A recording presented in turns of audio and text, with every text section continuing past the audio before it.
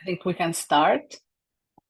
So while we wait for somebody else to gather, I wanted to thank everyone for being here. Welcome. Thank you for joining us tonight for this little talk. This is the fifth gathering in a series of online encounters that are entitled Despite and Because of Politics and Poetics of Collaboration Across the Mediterranean. I'm Chiara Cartuccia. I am the visiting curator at UNIDEE in Fondazione Pistoletto. I'm the curator of the research project and programming Neither on Land nor Sea, of which this online program is a part and a very important component. Neither on Land nor Sea is a project that tries to tackle, explore, and expand on some of the complexities that are carried by Mediterranean both as concepts and as spaces.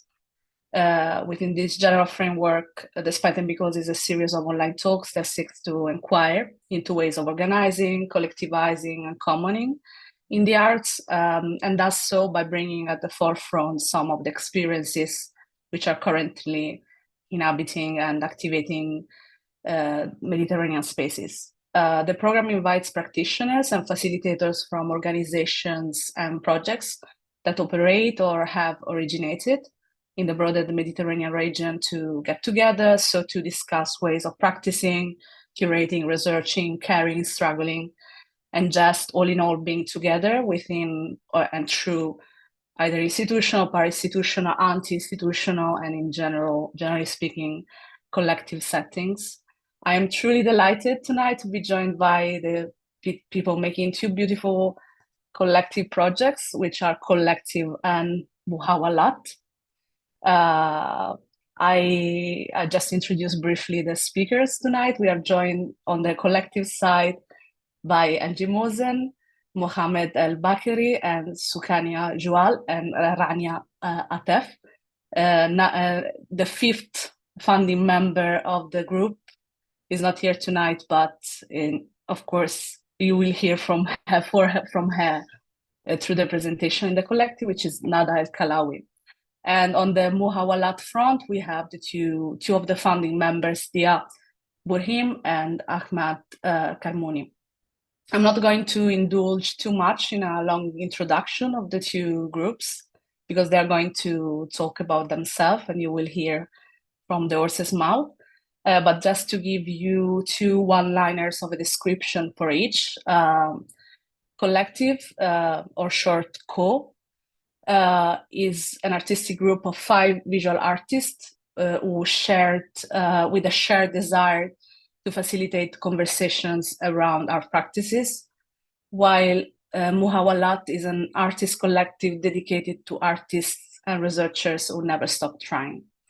I'll give you just a little introduction to the structure of the event tonight. We are going to have two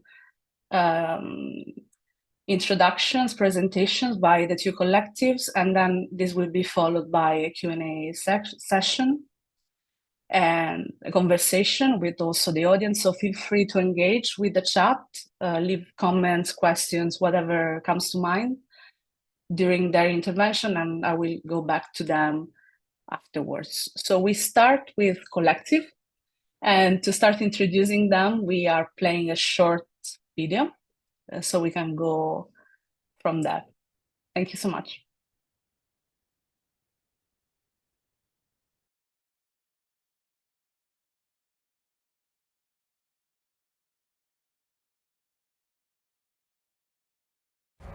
Hello, I'm Inji Mohsen. I'm an artist and architect based in Cairo. I'm interested in the notions of discursivity, participation, and collectivity. Hey, my name is Nada. I'm a visual artist interested in storytelling, exploring ideas of loss, traces of memories, and fiction. Hi, my name is Mohamed El Bakri. I'm a visual artist based between Egypt and Switzerland. Right now, I'm doing my Master of Arts in Public Sphere in Sierre, Switzerland, and I'm interested in the social politics of how everyday gestures are performed in male-dominated spaces. Hi, I am Soukaina Joual, a multidisciplinary artist from Morocco. I currently live and work in Rabat. I'm interested in the body's reflection of various tensions, dynamics, and differences. I'm Rania, born in 1988 in Cairo. I'm interested in labor, maternal and reproductive discourses on both individual and collective levels. With Ko-h-lective, we work mostly with the medium of text and recording podcasts. We invite guest writers and speakers to facilitate conversations around art practices and engage with current discourses. We also use our online platform for resource sharing among artists, writers, and curators in Egypt and the Arab world. As early career artists who are constantly faced with precarity, lack of support and discourse, and scarcity of opportunities around us, Ko-h-lective was formed as a response to that. We understand how rare it is for artists to come together, but we also understand the potential, long-term benefits, and how collectively our practices can grow if we pool our resources. Ko-h-lective is completely self-organized, and we do the majority of the work ourselves. Every member of Ko-h-lective was already performing a certain job before we formally started, and so we were able to employ this knowledge and skills to become very self-sufficient in a way. Our process with Ko-h-lective involves planning and mediating while still allowing room for spontaneity. Sometimes we discuss a commission with a certain guest or practitioner who would then direct us to another. What we have published so far continues and builds on one another, and eventually all the topics were intertwined because of these connections and the relevance to the current moment, global art practices, conditions, and contexts. Now, we ask the viewer of this video to head to our website. All of our work pools in there, and going through different sections of the website, you can experience the essence and the diversity of the work.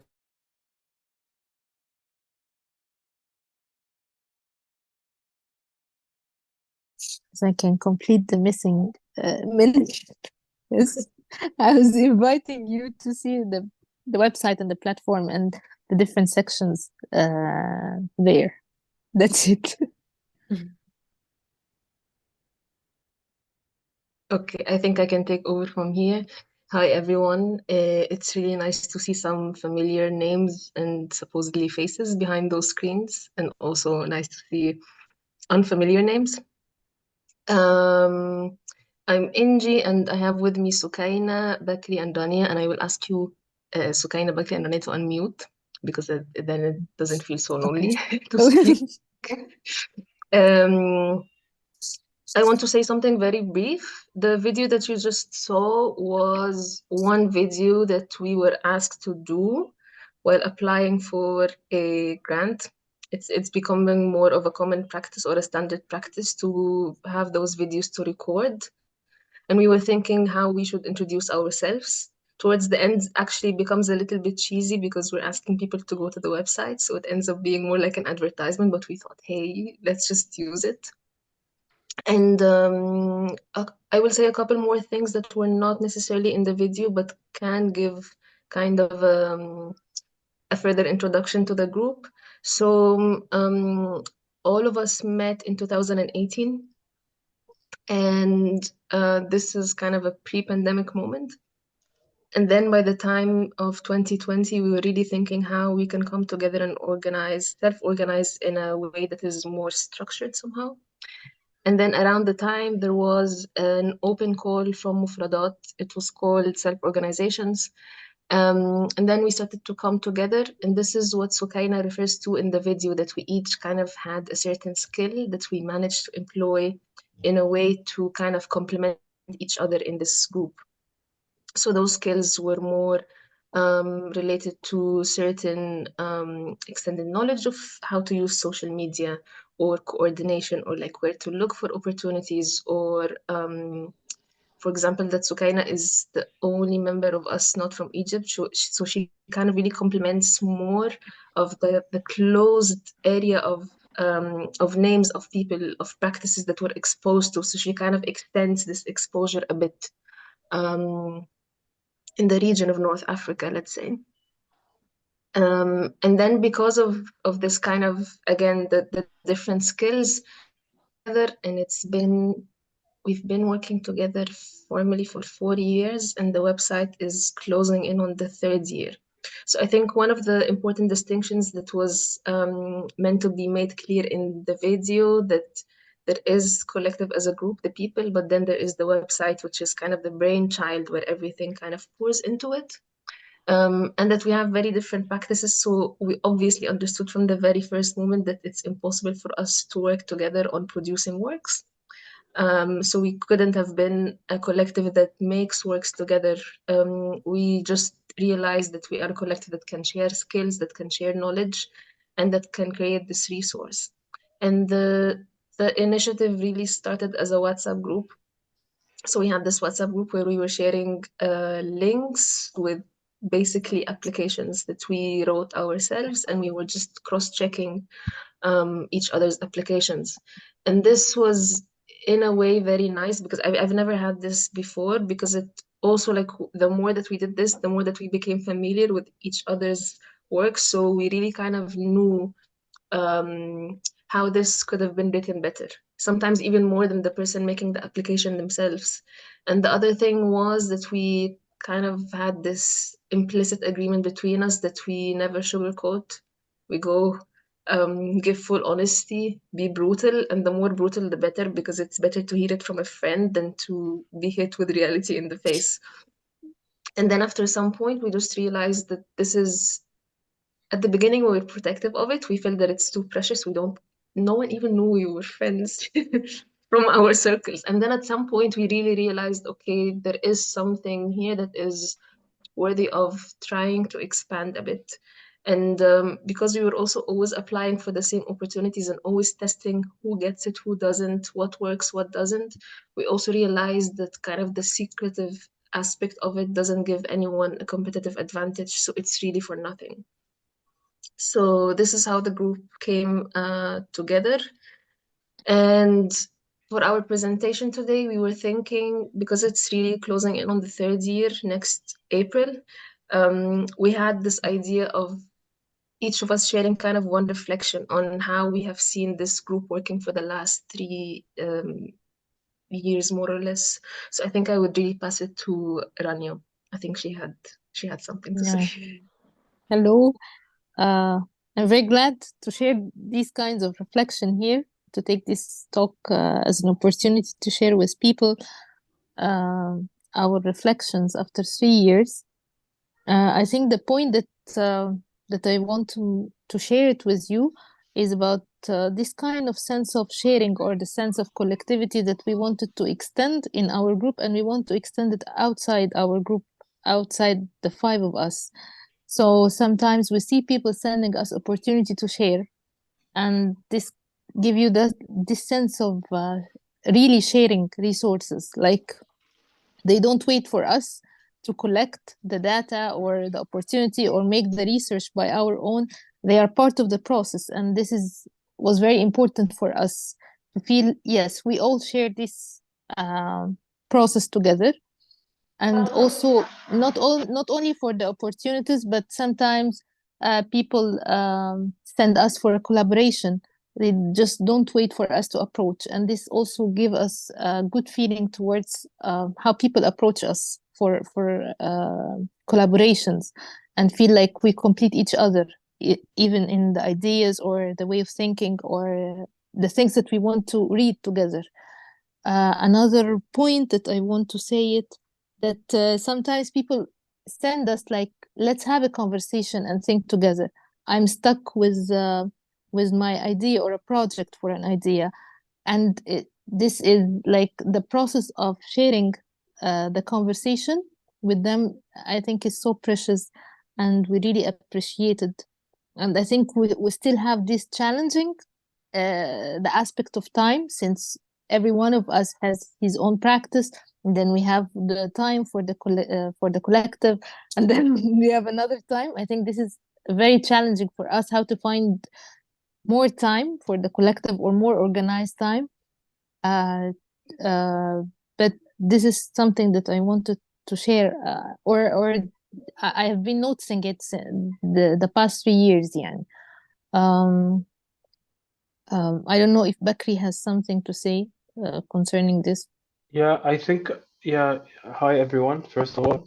I think I just want to take some threads of what Rania was saying and maybe expand on it a bit. Concerning this feeling of connectivity, I feel like also with time and with interactions we've had with the audience and our friends in our circles, it built this sense of unspoken responsibility, I guess, that we've put upon ourselves regarding very specific also tools in the website, for instance, the opportunities. And I feel also another point which I think is very important and it keeps coming back to us, which is consistency and longevity within the collective. How can we keep our practice in the collective going as long as possible without any burnout or without feeling pressured by our skill, our tasks or anything like this. Also, the financial aspect, how to keep on going with as little as possible, how to put back any commissions that we get as a collective in the collective, so we can pay people that we work with, because we have this rule that we never work with anyone unless there is a complimentary fee at least to be given to them. So I think that these reflections, especially related to the consistency and longevity of the collective, is one of the things that we were just talking about, and we need to talk about more. Reflect on the past 3 years and how to move forward from here. So yeah, that's it. I want to jump in and give two examples about this kind of unspoken responsibility. I'm the person who has to update the list of opportunities on the website. And I remember one time we were late like half a day. And I got a message from a friend and he was like, where are the new opportunities? I keep refreshing the website. And then I sent him a screenshot of the back end and I'm kind of updating it. And he's like, oh, sorry. I'm like this person waiting in front of the bakery for hot buns. And I think it was important to get exposed to such instances, because sometimes when you're dealing with a website and you don't know who's on the receiving end, it becomes you question, like, is anyone even seeing this?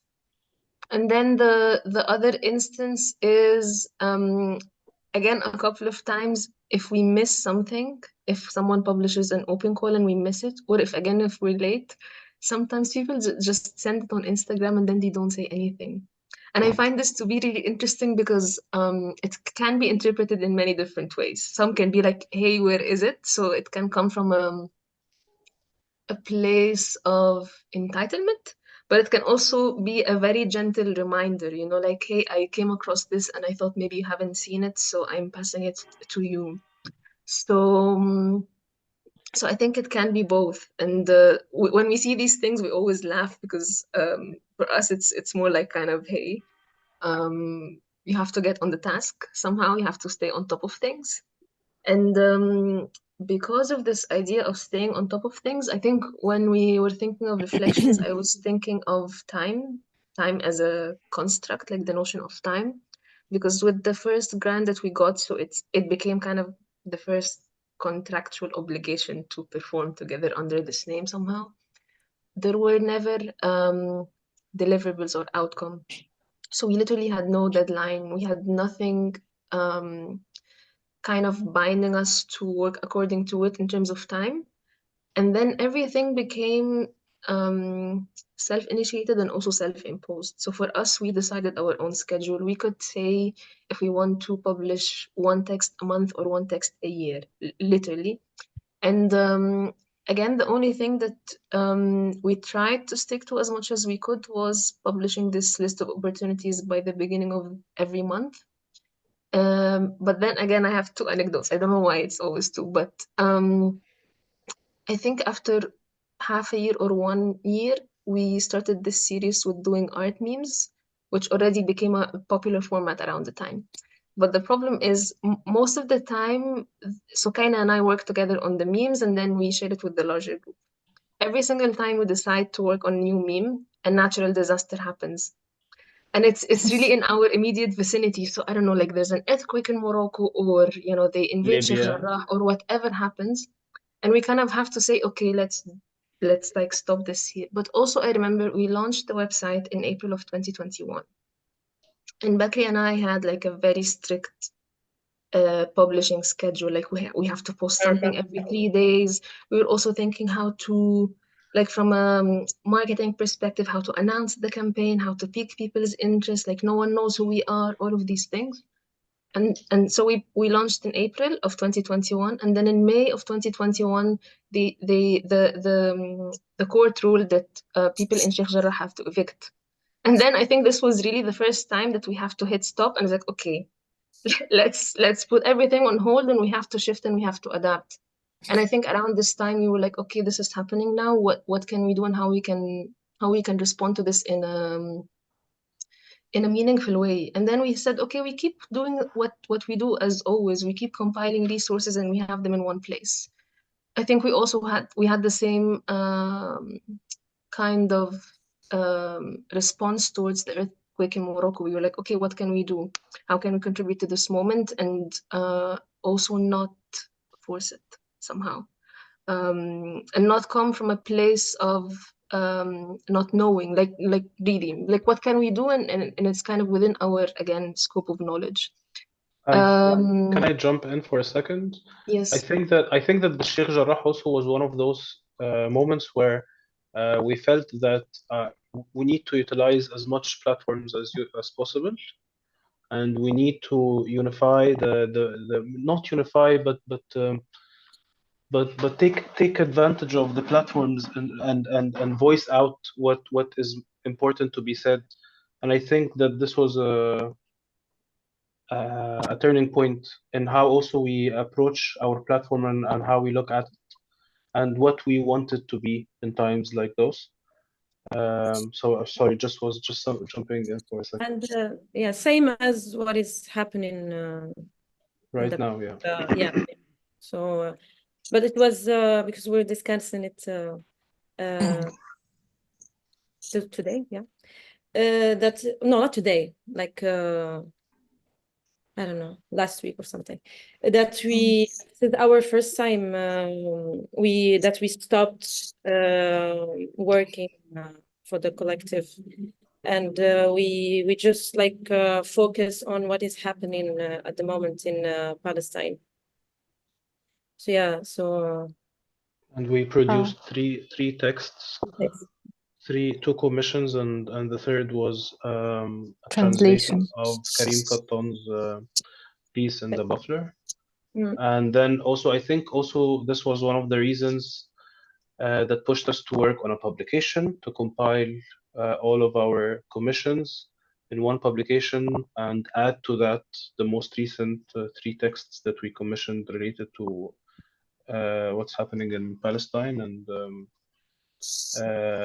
yeah, so I think, yeah, sorry, yes. No, I don't want to interrupt you, but I just want to add something, maybe the last thing, maybe because we're the time. Yeah, but I think we wanted also all the time to expand our network, and sometimes we find that we don't have connections to in certain countries. Like I think the last time we were talking about Algeria. Yes, and we started to know who we know in Algeria.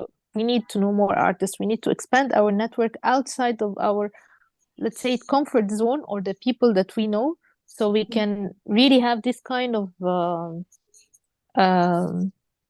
I don't know, maybe connections, a real connections across the region, yani, that we target. So I think that's one of the challenges that we want, and I think it's not easy, but it needs. I think we reflected on this somehow in the sense that our connections are more kind of vertical, geographically speaking. So we're more connected to Europe because of funding structures, because of most of the countries that we come from rely on funding from European culture institutions that have bases there. And then we were thinking, okay, does it make sense to start looking for more alliances that can be thought of kind of on a more horizontal scale, you know, like to look in North Africa and also to look in Southwest Asia.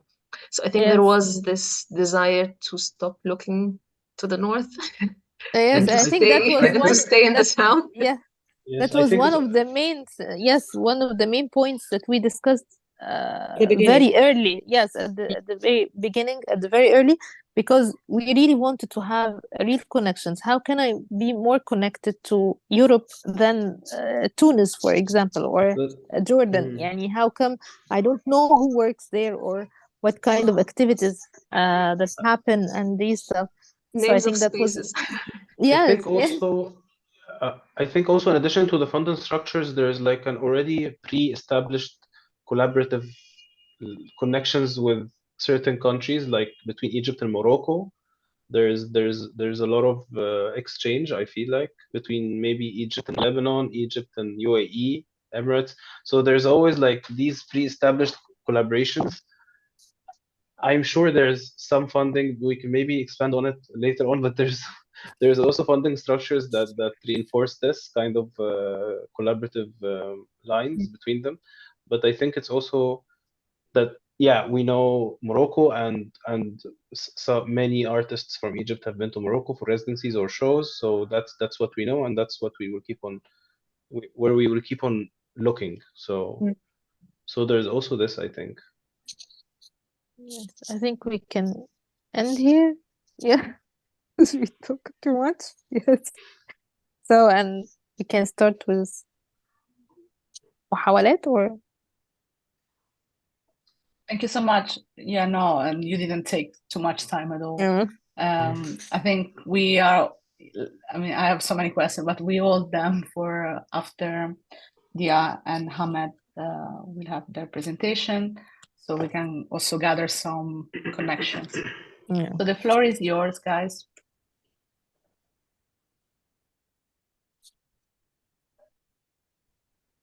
Hello, everyone.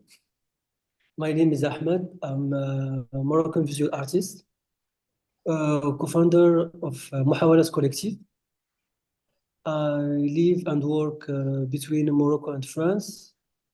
My practice draws an analogy between raw materials and the realm of the affects.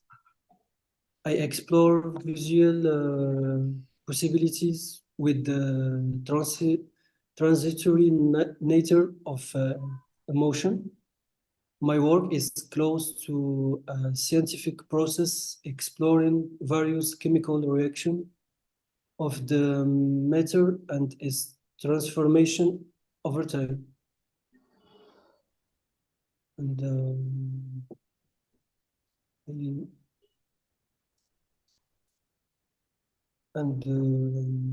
thank you for this meeting, and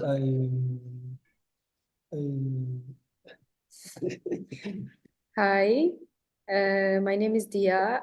I'm a Moroccan visual artist, and my work revolves around the reactivation of memory. I draw on collection of memorabilia from family, from my region, and I learn to unfold archival research to highlight the importance of oral histories, collectiveness, and vernacular practices in the understanding of what it means to archive. So we have prepared a PDF roll of images that we want to show you through our talk. But also before that, we just wanted to share the fact that when we were preparing for this presentation, we had to go through, and to make this like photo roll, we had to go through our archives from this previous, let's say, 3 and some years since our founding in 2020. And it just hit us how many people we have met thanks to Mouhawalat collective, and thanks to us being together, and the opportunities that we had with this collective. So we also consider this presentation as a appreciation post, as a, I don't know. So I'm gonna share the screen right now. Okay.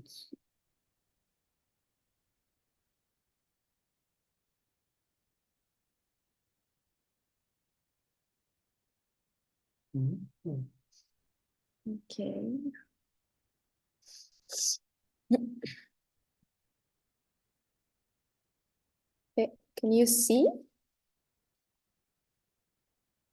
Okay. Okay.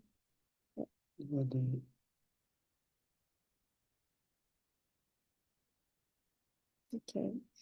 So Mouhawalat collective was created in 2020, and we were on the beach. We just graduated from the fine art school from Tetuan. We were back then 4 young artists, graduated between 2019 and 2020. And we were full of doubt, especially doubt, lots of fear, and lots of excitement too. So the question that was always resurfacing was, what's next? What's next? What's next? So after the beach, after the holidays, what's next? And the second answer that was resurfacing was, let's just try, and then we'll see. So it was very natural that we called ourselves Mouhawalat. It came really very spontaneously, and we bit by bit started to reflect on it after and trying to find structure of our collective. And so our collective is for artists and art practitioners who are constantly trying, and through discursive, editorial, and artistic projects, we shape alternative ways for art knowledge and for circulating processes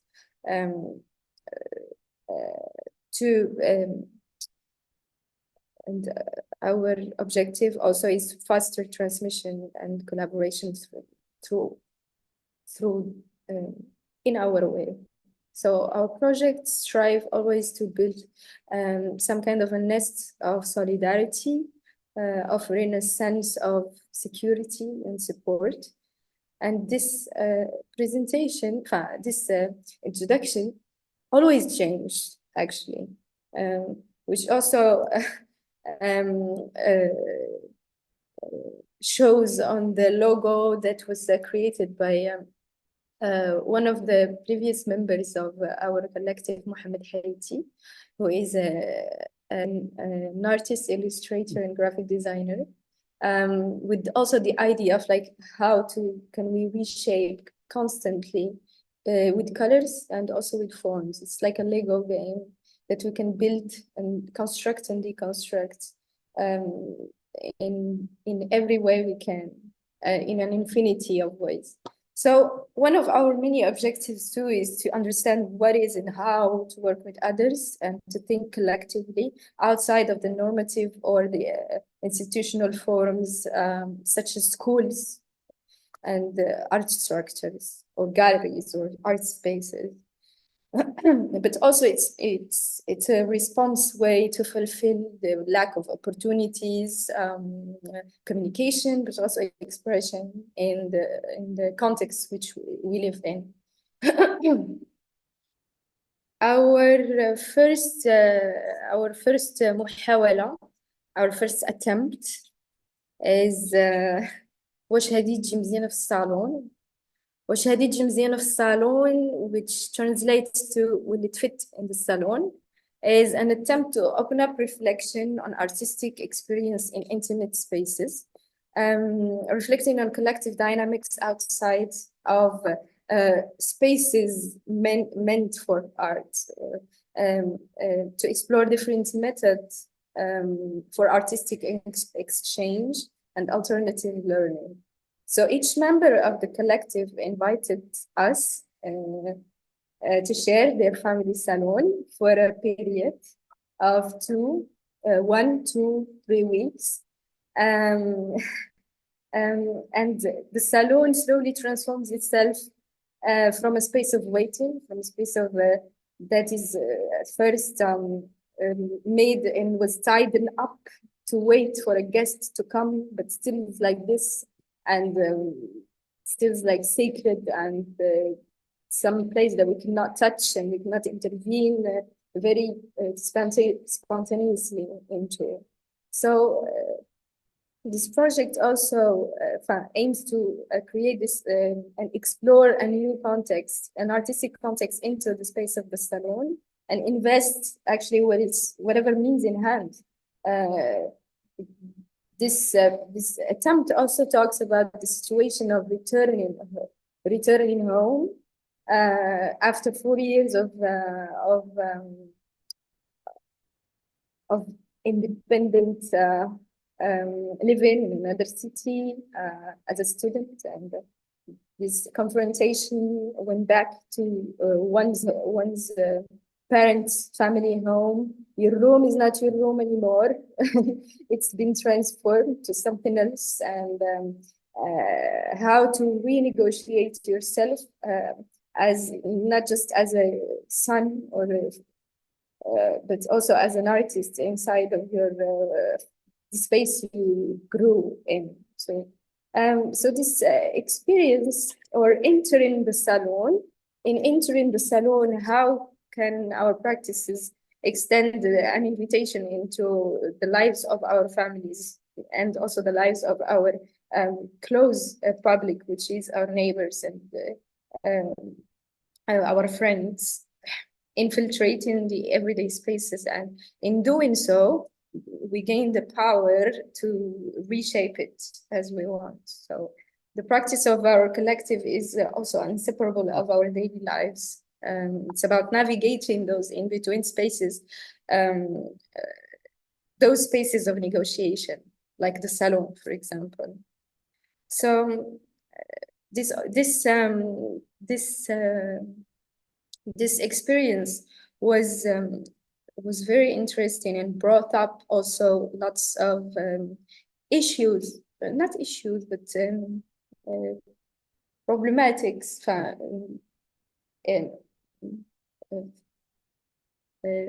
fractures in the art world, such as language, for example. That is the first tool for transmission, and how can we communicate our work or our practice with our families first, and how can they understand us? So through this experience, we also invited our parents to contribute with us to the process of creation. So they become somehow the own curators of their space. And by doing so, we also develop some kind of terms or reuse common terms to express art manifestations, art actions, or artistic processes. All these questions led to our second attempt, which started in late 2021, first 2022, which is called Murshid, which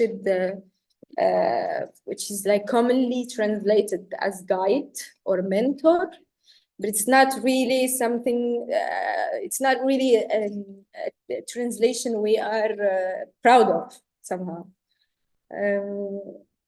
The term, for us, the Murshid encompasses a broader emotional spectrum, which is a feeling of security, a feeling of comfort, care, and also to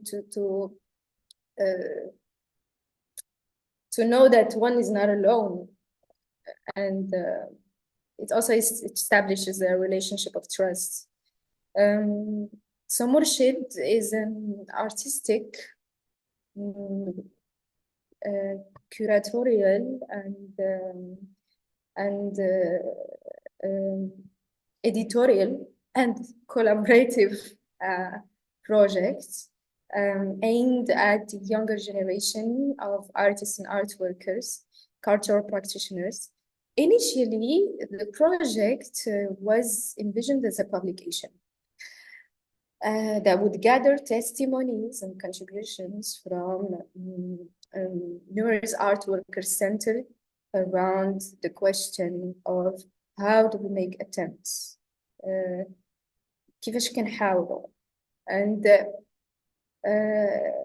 this question, which appears to be like very broad, leads to essential discussion among peers around the working conditions, around the intergenerational shifts and collective thinking, but most importantly around tools of transmission.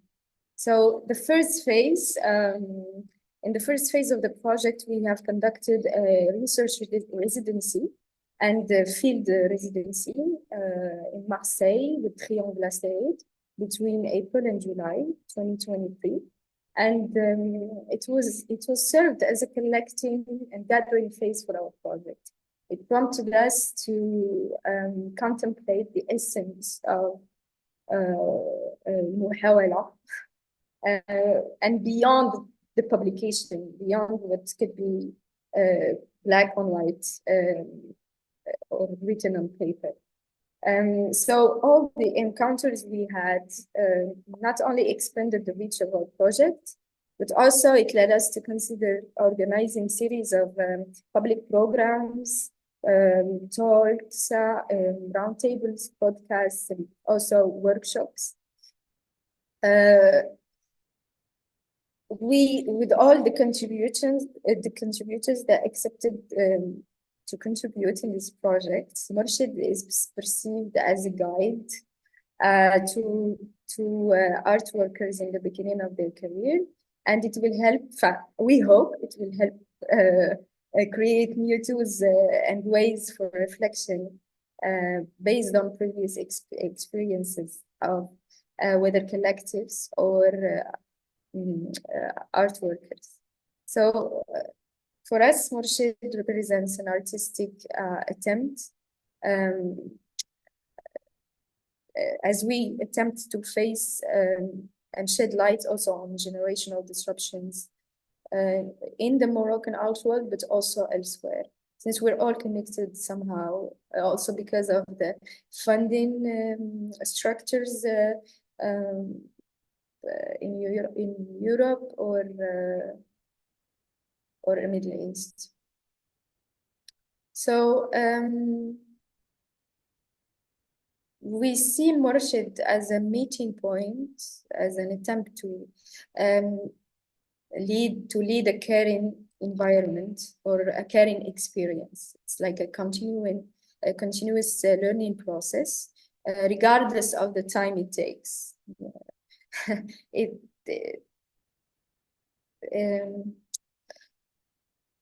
It's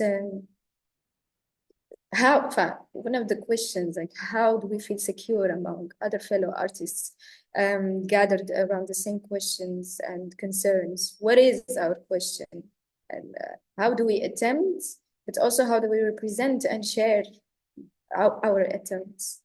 Because trying is an intense process, and that's what practice is. It's a perpetual first time where we observe and absorb, and this is how we can describe our first phase, our first phase in Murshid project. I'm just gonna reloop the can we reloop? Like, okay. So let's say that Murshid is like a seed that we plant in the hand of each person we interact with, and it keeps growing and nurturing itself, whether far from us or with us. But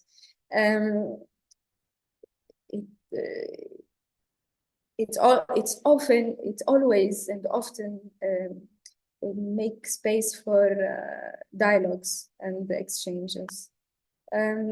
So what was interesting in Murshid is that we as artists being on the other side of the table as mediators of a project rather than artists contributing into it.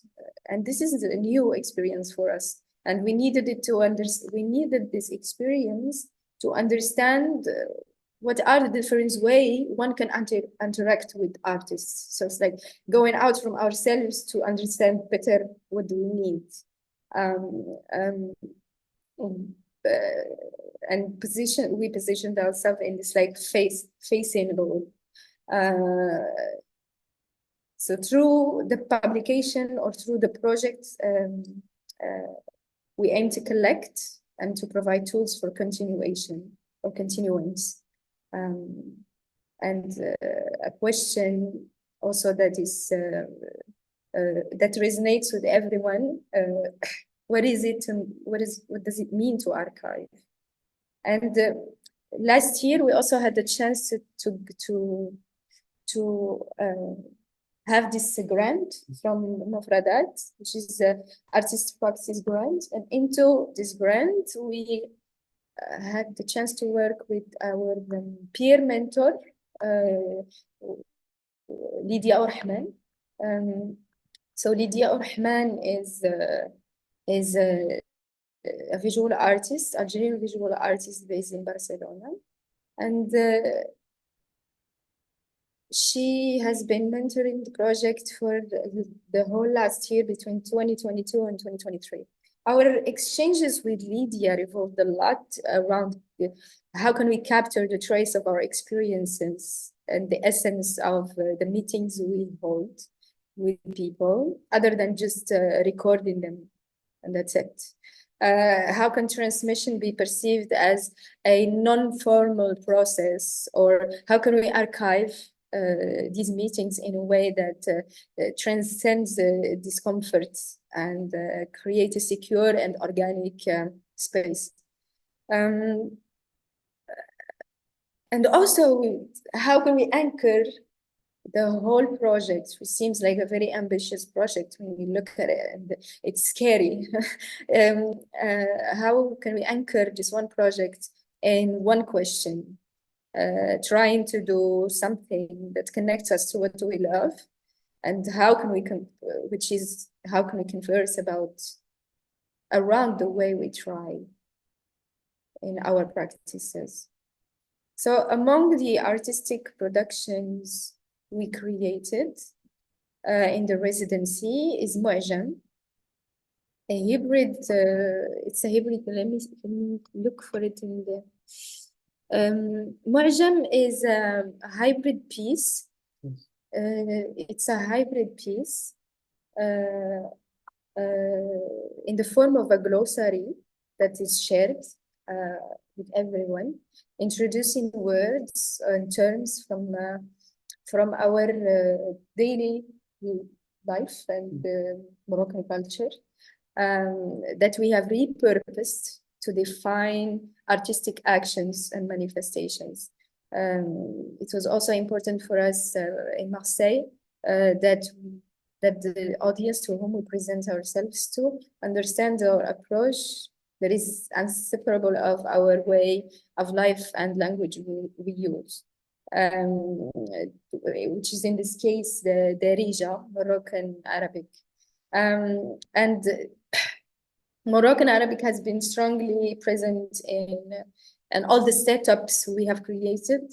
And the question of language and translation and also reinterpretation of language and how and which language to choose for communication are really significant aspects we address in this project, reflecting on how to explore possibilities that vernacular languages as well as social cultural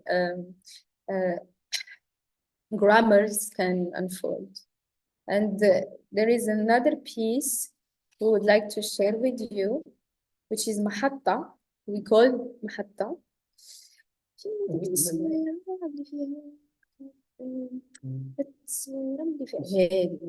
Okay. So محطة is this image.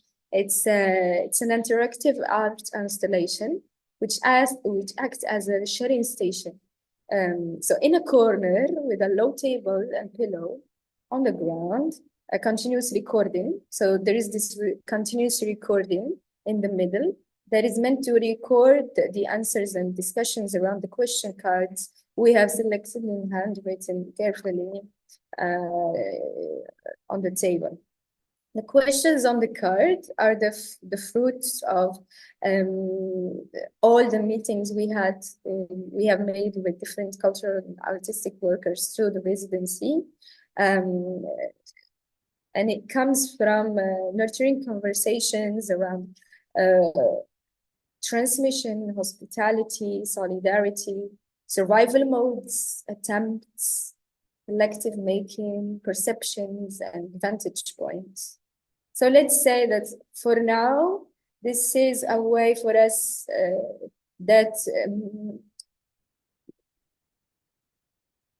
where we could archive these conversations differently, other than just show a piece of the audio recordings that we made with the people we meet. So the idea is that all the public is welcome to answer the question or ask their own, or handwrite their own to add to the collection. And the recording will then be edited, the collective recording will then be edited and shared our future website, we hope. But محطة will then is seen as like a nomad station that collects vantage points from wherever Mouhawalat goes, or wherever Mouhawalat puts its luggage for a while. And I just wanted to finish because I wanted to finish this appreciation post by saying that Mouhawalat is growing as we grow. And it's also something that follows a lot our current situation, whatever it is. And our current situation right now is reflecting a lot about situation of taking time or situation of rest, productive resting, or how to reconsider what it means to be productive anyways, other than just be super ambitious until you crack. So I join also Bakri in what you said earlier with this vicious circle of looking for fundings and having to have this non-spoken responsibility, but also ambition, the pressure and ambition to make something and create an output. So we are now in this current position where we question how many times should it take, and what is the rhythm we want to keep working with in our next days or years or months. But the tools for continuity are tools we also use for ourselves to continue as we can, and to try again. Thank you. Thank you so much, Dia and Ahmad. And thank you, everyone. It's been amazing just to listen to you. Normally what we do here is to see if you have any question or things that you want to ask each other to open up the conversation. So among the speakers, is there anything you would like to address? Yes, I have question, or maybe maybe an invitation to think together.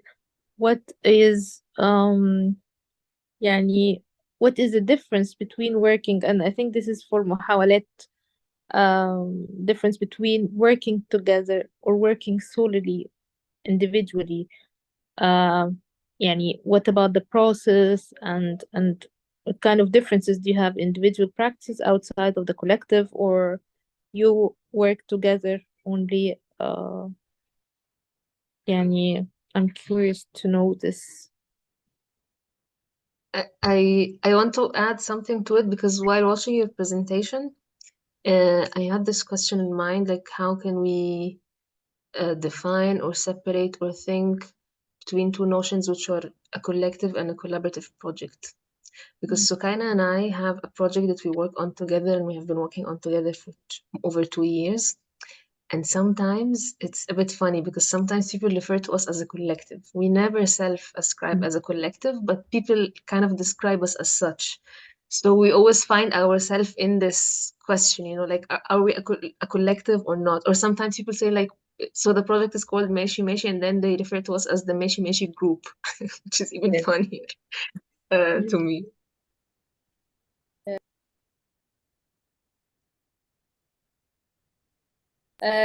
Our individual artistic practices differ,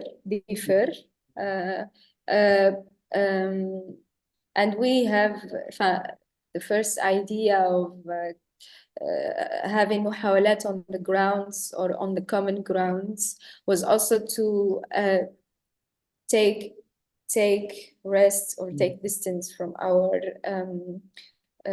respective practices and get into Mouhawalat together with a shared and common idea.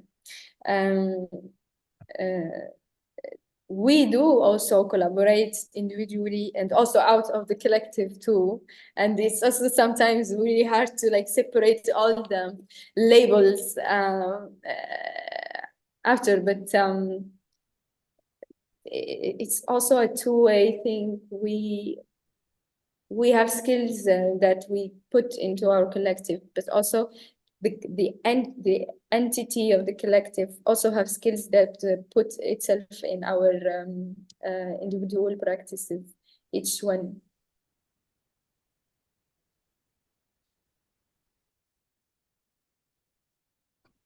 I think it's really interesting what you brought up, is like this almost epistemological kind of understanding of working together or being somewhat willing or having necessity of creating something that is a collective entity. So it's a question almost of shared identity somewhat.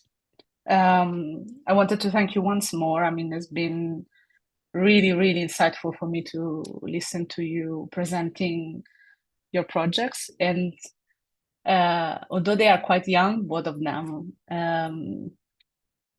I mean, if I think about, as you were saying, the collective one, this 3-year time frame, which is the same as the website of collective and existence, almost a little bit older, of Mouhawalat.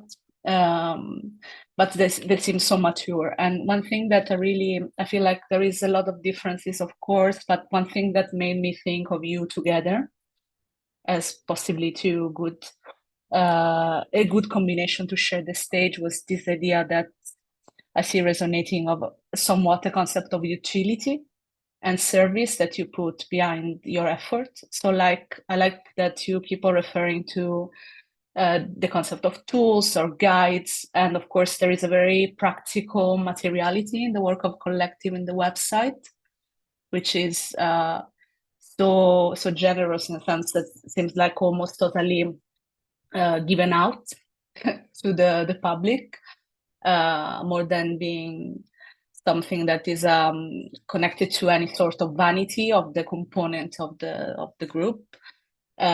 Same with Mouhawalat and the way you were describing, especially really was stuck with me this idea of translation on the intergenerational level, which is something very much needed, and that you carry on yourself somewhat to try and find tools to make it happen and working. I was wondering, how do you feel in terms of the sustainability of this kind of task, which maybe I'm imposing on you, but I mean, partially I feel like it reflects your endeavors on your own self, like this idea of making something, is it making something of use also? Because I feel like it comes back to the idea of having a sustainable working life in a context which of course is truly gives all the condition to make everything truly unsustainable. So how do you feel like these collective endeavors of yours is affecting, if it's so affecting your practice on a more individual level, and if it's, you know, allowing you to move differently in a way that is, yeah, it's carrying a bit of the weight out of your shoulder, if possible? I can start by saying something very quickly. I think we put ourselves in a position that is a bit paradoxical.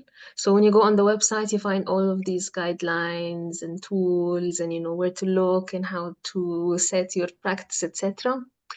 And then for the last 2.5 years, we kept applying constantly for grants and constantly getting rejected. So it became really like a tongue in a cheek kind of moment, like with every new thing. And I think sometimes even people would send us an email with their application forms, and they would say, hey, can I have your feedback? And then we really started to question, are we in a position to give feedback when we ourselves are not able to secure funding for the collective? I think on an individual level, it was a lot easier. We were able to continue with our practices and have opportunities, but together something happened. This didn't work out. And we put out a call for donations, and we got a comment from a close friend of the collective, someone who contributed a podcast. And she said, listen, I don't think people understand that you don't have money. So you need to be explicit with this. And in turn, so in response to this comment, we actually made our budget publicly accessible, because we thought, okay, we have nothing to hide. We really have no money. And even if we have money, it also doesn't really amount to whatever work we put into this. So we need to be transparent about this, that whatever we get, whatever we pay people, it's really it's below symbolic. So this was like really something that we have to keep pointing out in informal settings whenever we can. And then the other thing is that I remember Rania, she had Hassan recently, not very recently, but you can see him in the video. He was young a couple of years ago. And I think after having a bit of a break and then jumping back to work, he mentioned that it was a lot easier to work on the tasks of collective than to actually work on her own practice, because it was really a defined task. Yes, And I at some remember point this she came and she said, I need a break. Yes. But I leave it to you to go on from here. Yes, I remember saying this because it was too much easy, because in the collective I have a role as I'm the one who collect the opportunities. I make the research, and then I start to read the open call, which is the eligibility criteria and so on. So it's specific, and I do it, and then I know where I will put the data and so on. But for my individual practice, it was like I need time to think, to get confused, and I'm not ready to get confused now. Like I'm not ready for this process for myself now, but I am ready for more specific tasks. So that was easier to work with Ko-h. And then one time I got, no, I have now to concentrate on my individual practice, so I will just pause and I say I need a vacation. I will just need to pause for 1 month. And can I say something, Rania? Because I think yeah, it sure. started from you when you took the 2 months or 3 months. I can't remember. It was 3 months. It was a disaster. 3 months. And then I think since then we start like, I think we should take like a break from the collective.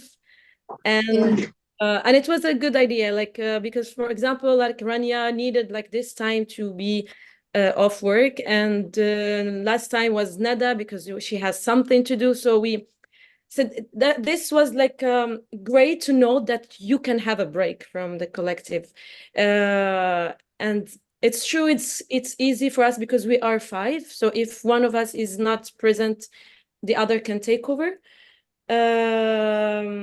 So yeah, but I still didn't have my break yet. Inji as well, right? Both of I us. had one before. Ah, yes. But I think this prompted the idea that we can have kind of an annual leave, you know. So like, which month of the year would you take completely off?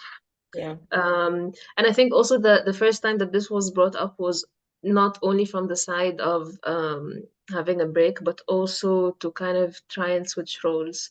I remember when Rania gave birth and she wanted to have 3 months off, we really struggled because we didn't understand how she was doing it. So it took us a lot of time to orient. And we realized that if we keep doing this, it will be easier. And again, kind of more sustainable. Yes, I think we are still figuring out different directions and different methods and different models. And it depends on, I think, the time difference. Yani every time or every period, we discover new things in our practices, which we have to accommodate or adapt the model of the collective according to it. So I think that's also the value of the process, to just look back and discuss, no, we have a problem here. We need to enhance this. We need to do this. We need to continue in this. So I Can I also add one last thing? I think we also have like a really worst case scenario. We have this possibility. I think we sat at one point and we said, okay, what if we really reach a zero reserve? What happens then? And we tried to cut our costs. We really tried to calculate how much we would need to run this collective, and we said that the only actual cost that we will have to pay is the website subscription.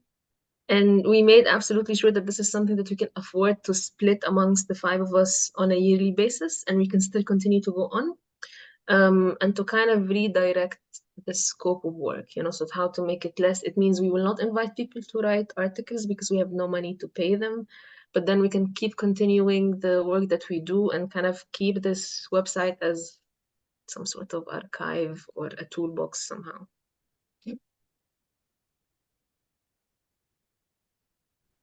I have a question for a Ko-h-llective. It's also a question that includes financials.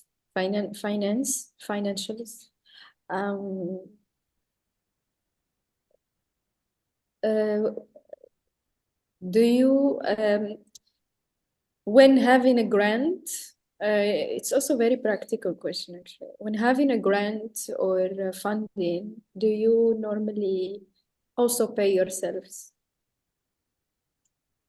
Yeah. Depends. We try. No, for grants, I think we only received 2 grants so far. Yes, we didn't receive. For the rest, I think if we are invited, like in like anything like contribution or presentation or anything, we don't take the money. We just put it for the to the collective. Yeah. But for the grants, even that we try, you know, to be fair to us, to need to have an amount for us. But we are 5. We need distribute it for the work that we're gonna do for this like a certain any project. I mean, we will give you a number. Everyone in this Zoom meeting got paid 500 euros in the last 4 years. Total. Exactly. So we got a grant in 2020. We each got 500 euros and never again. We got paid after this. But also like sometimes we do it kind of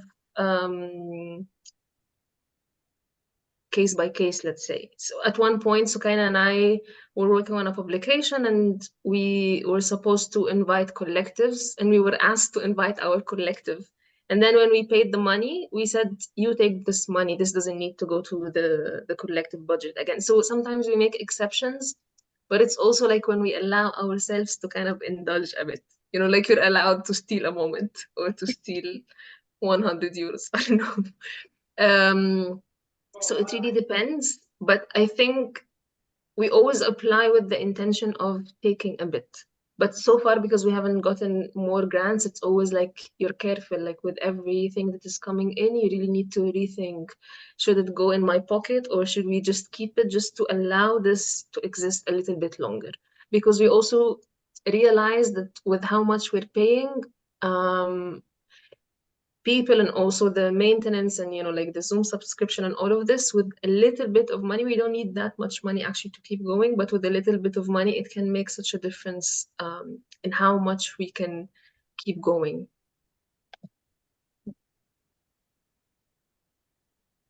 We have a question in the chat. Yeah, sorry.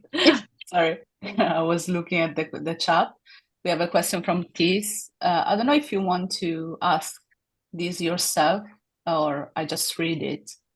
I think you can read it and we have... I read it. So the question is, my question would be around institutions. Have you had issues in presenting your work, some kind of filtering, censorship or so? Ourselves, I don't think we have faced this kind of censorship or things. Yeah? No, we... Not really. Yeah. Our case too. No, we didn't have censorship. But I have an anecdote that happened to us. I will spare the names, but we prepared a communication around an event with an institution. We prepared our own visual communication, and then we started to hang it out of like everywhere, but to communicate on our event. And so this the responsible and this in the institution came to us a little bit surprised with like, we already communicated your work. Why did you have to do another visual communication of it? Is our work wasn't sufficient enough for it, or why did you have to like hijack our communication visuals and do your own? And this actual question was like brought up a really interesting discussion about how, without thinking also, we started somehow resembling an institution, or maybe doing like having the path of like maybe institutionalizing our collective dynamic. And it was a very interesting conversation afterwards with the organizer, but nothing around the censorship and its true self. But our posters were removed. That's it.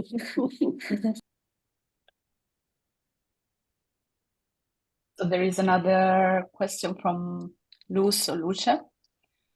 The question is for both of the collectives. How many other networks or platforms are you attached to, featured on? I'm not sure I understand what type of networks or platforms would be referred to here. So maybe you can emphasize on that a bit. If you want, you can surely turn on the mic also. Hi.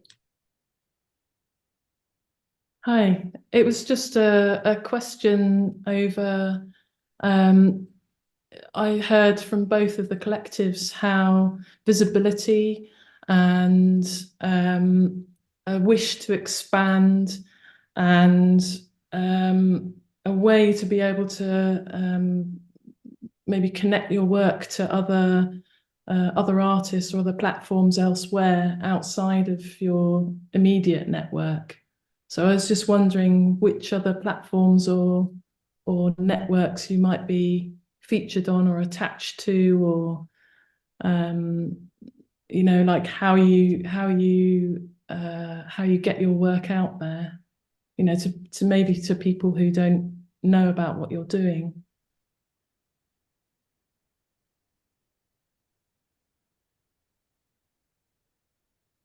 I think if I understood your question, maybe I don't think we've ever thought about addressing another platform, because our collective is actually a platform, like an online one.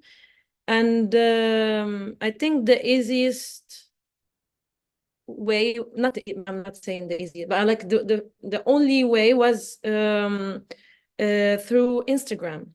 So I think Instagram was enough, because we are. And what was also helping a little bit is that we are 5 and we are coming from different background. And I mean, yes, the 4 members are from Egypt. Maybe their circle is 1, but me, I'm coming also from Morocco, so a different from a different place. So maybe combining those 2 things, and people that they know me and they don't know the others, for example, that things help, like sharing help. I don't know if I answered. I have something that I can add, because I was cut off, so I'm not entirely sure that I heard the question. But something that came to mind is that our very first commission, a text was written by Maisel Beek, where she was thinking actually about the relationship between artists and institutions. This was republished. So this was our republishing request, and of course we approved, because the author anyways owns the rights to their works.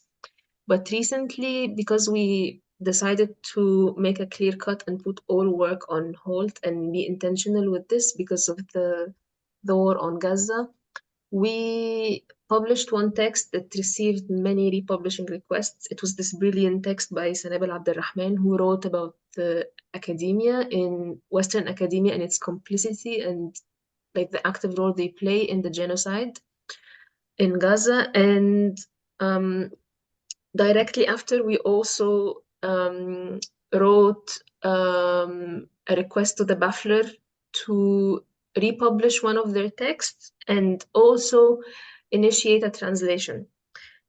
And then after doing this, we got another request from a magazine in print, Safar Journal, that they want to publish the text and the translation. So I think this was a kind of a different exposure for us. This is not something that we were used to do previously. It requires a lot of emails going back and forth, which is actually Sukaina's role in all of this. She enjoyed it very much. I was like, oh my God, I cannot keep it. But it was really interesting to see how it works. So sometimes you send an email and people are like, but we need to get the publishing rights, we're waiting on this. Or if it's published in a journal, then they need to get clearance, etc.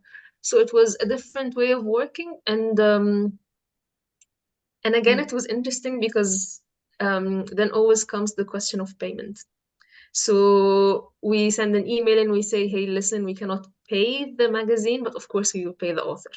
And then we get another request, so we ask, are we going to get paid? And then people say, oh no, we cannot pay you or the author. So it's really always kind of, it's just interesting to see those kind of negotiations and to understand also how other similar initiatives also function from a financial standpoint. And then most of the time we kind of know the answer beforehand, but we always say it's good to ask anyways, just to kind of be familiar with this. Yeah, so I hope I gave you a bit of insight on maybe how this kind of branch out a bit into other networks and platforms.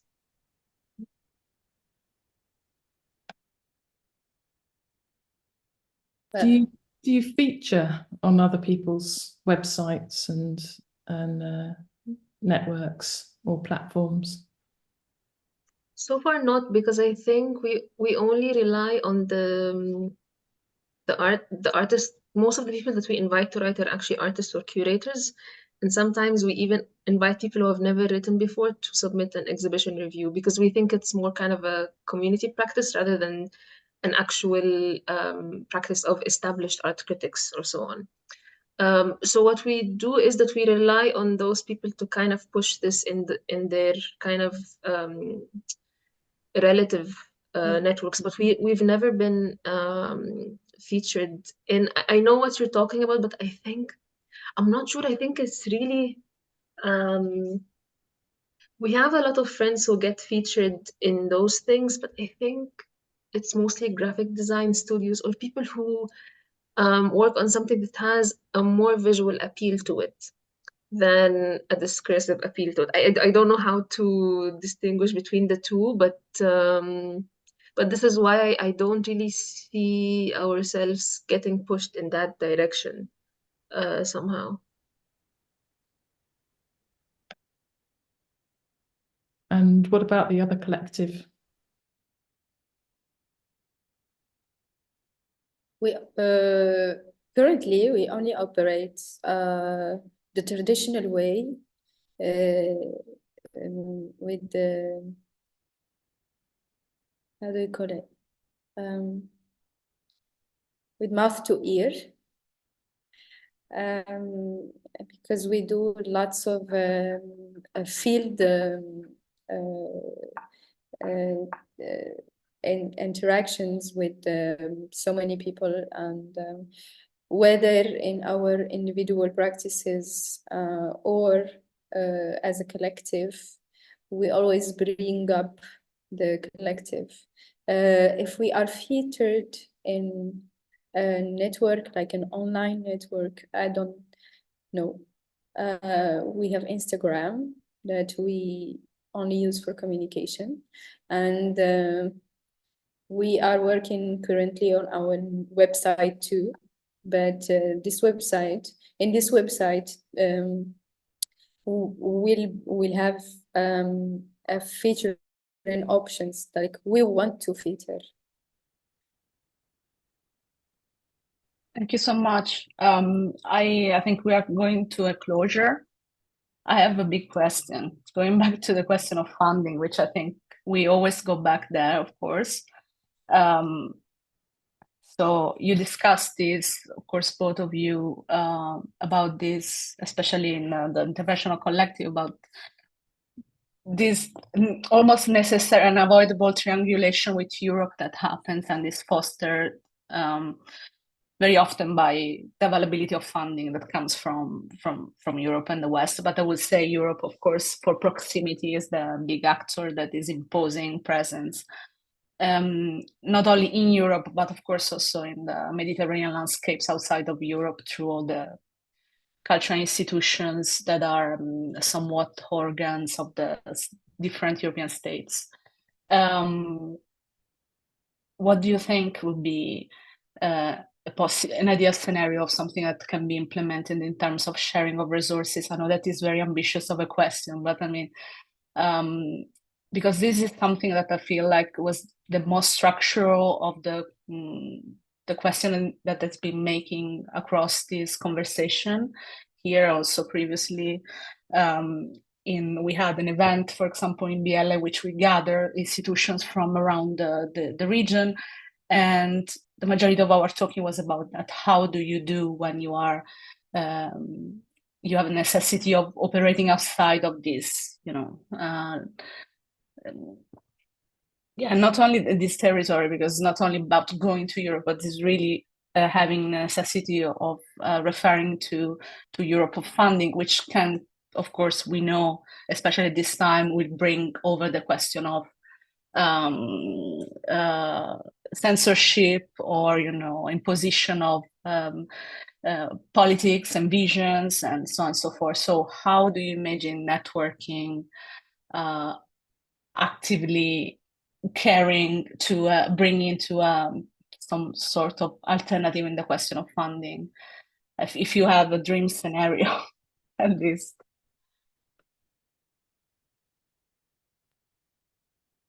I can mention one example that I saw. I mean, I tried to look it up before answering, but I couldn't find it. Of course, it disappeared in the middle of all the news coming at the moment.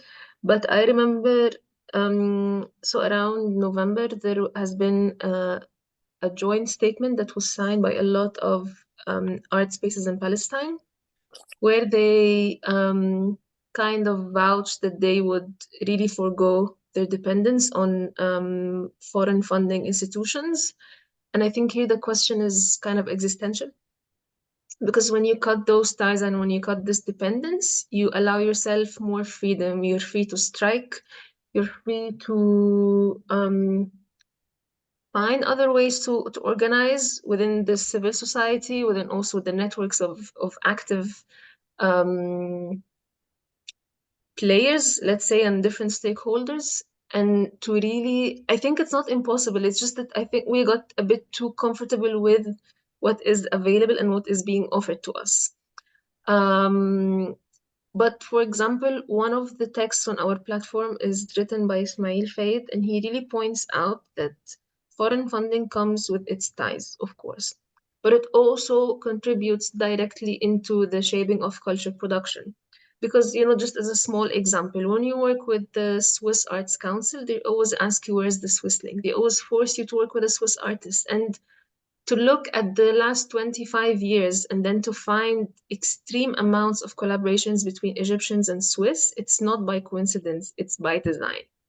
And most of the time, I'm not questioning whether those collaborations were sincere, but I'm questioning whether they were urgent, whether they were necessary, and whether they contributed to what's actually happening. And I think in the end, if it's just a requirement for an application form, then it's not really kind of pushing or asking the right questions. It's responding to a prerequisite. And again, this is why I see how detaching from European cultural institutions and the funding that they provide gives more freedom, because then you're not just answering to a question, you have the possibility to ask your own questions and then to see how to go from there. And I might not have answers. I'm just really thinking, because people always think, what is there to lose? But I'm really here kind of trying to push for and propose what is there to gain as well, because it's, of course, you lose some, but also you gain some. So I'm really thinking about this, and I think the current moment is kind of an incredible moment to really think about this and to see what does it allow for us to do. Especially when people decide to wake up one morning and initiate a movement like Strike Germany. And then you realize that this is kind of one of the biggest players in culture production. And then you kind of see, okay, what facets does it start to affect? And at the first moment, it's scary, because you realize that by signing such a statement, it's really a commitment. You know, you cannot sign this statement and then 4 months later you go, you know, show your film in a festival or something. But then something is also really empowering when you see that such a movement keeps growing, and when you see people actually exercising this right, you know, like striking against something until it gets better, until it starts to respond to certain demands. Yeah, so I might not have concrete answers somehow as to how to find different alternatives, but I think it's really something that we should all stop and question and consider and try to find different ways to come closer to finding answers.